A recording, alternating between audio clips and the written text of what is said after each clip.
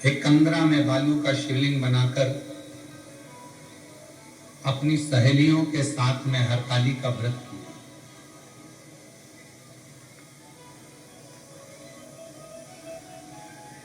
भले दुनिया की दृष्टि में यह हो सकता है कि कई माताएं कहती हैं कि हमारा तीज का व्रत तो श्रावण महीने में हो गया, किसी का व्रत छोटी तीज के रूप में, कोई का व्रत बड़ी तीज के रूप में हो गया, कोई का व्रत कहीं, कोई का व्रत कहीं हो गया। पर श्री महापुराण की कथा कहती है तुमने कोई सी भी तीज का व्रत करा हो वो सब स्वीकार है मां को, पर हरताली का व्रत एक ऐसा व्रत है जिसमें आप व्रत ना भी करें तो भी फुलेरे का दर्शन कर कर उस व्रत का पूरा पुण्य फल आप प्राप्त कर सकते। हरताली का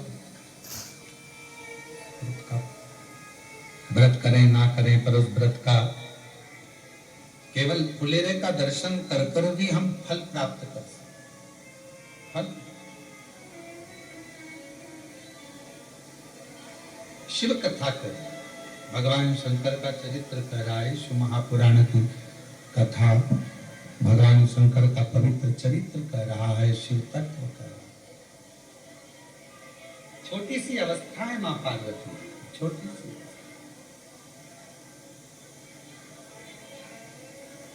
और मां जगतजननी पार्वती जी की जब छोटी सी अवस्था है, उस अवस्था में अपनी सहेलियों के साथ में कंदराओं में पहुंच जाना, वन में पहुंच जाना और कंदराओं में जाकर भगवान शंकर की आराधना करना,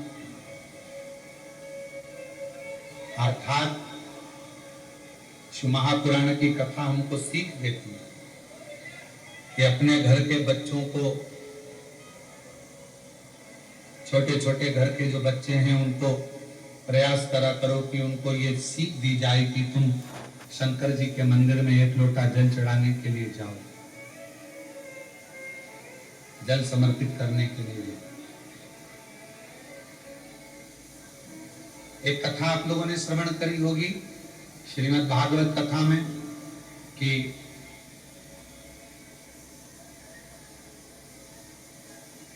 देवता और राक्षसों ने मिलकर मंथन किया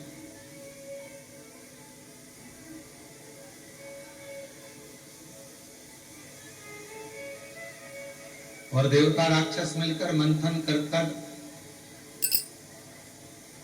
अमृत की प्राप्ति करो। पर उस अमृत से पहले जब वो अमृत प्राप्त होता है उसके पहले गौ माता भी निकलती है उस मंथन में, विष भी निकलता है उस मंथन में।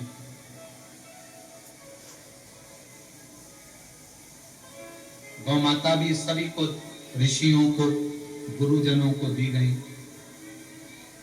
विष निकला, उस विष को भगवान देवादिदेव महादेव को दिया गया, भगवान शंकर को दिया गया। बाहर की आवाज बढ़ा दो जिससे। फिर आखिरी में शिव महापुराण की कथा कहती है फिर अमृत प्राप्त, अमृत। और कितनी बड़ी सुंदर विचित्र कथा है शिव महापुराण में। देवता और राक्षस मिलकर मंथन करे, उस मंथन में बाद में अमृत की प्राप्ति।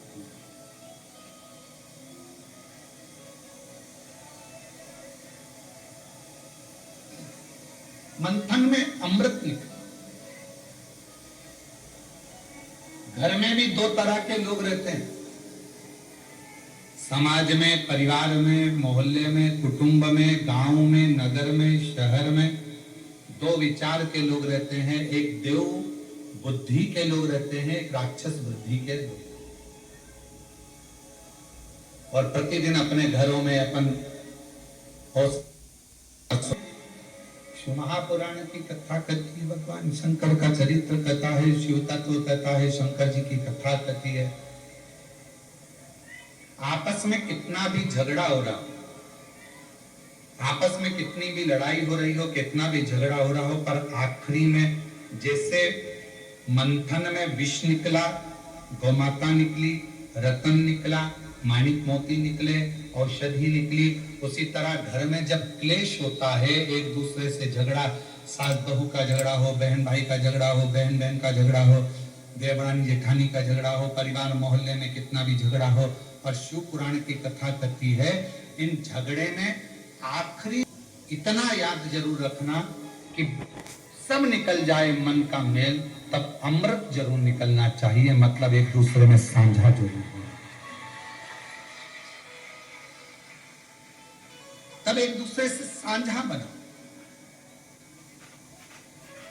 जेठानी से कितना भी झगड़ा हो जाए ना, देवरानी से कितना भी झगड़ा हो जाए, सास बहू का कितना भी झगड़ा हो जाए, भाई भाई का कितना भी झगड़ा हो जाए, रिश्तेदार का कितना भी झगड़ा हो जाए, मोहल्ले में कितना भी आपस में झगड़ा हो जाए, पर शिव महापुराण की कथा कहती है झगड़ा कितना भी हुआ हो पर बात करना कभी बंद मत करो, भले थोड़ी करो पर बात जरूर।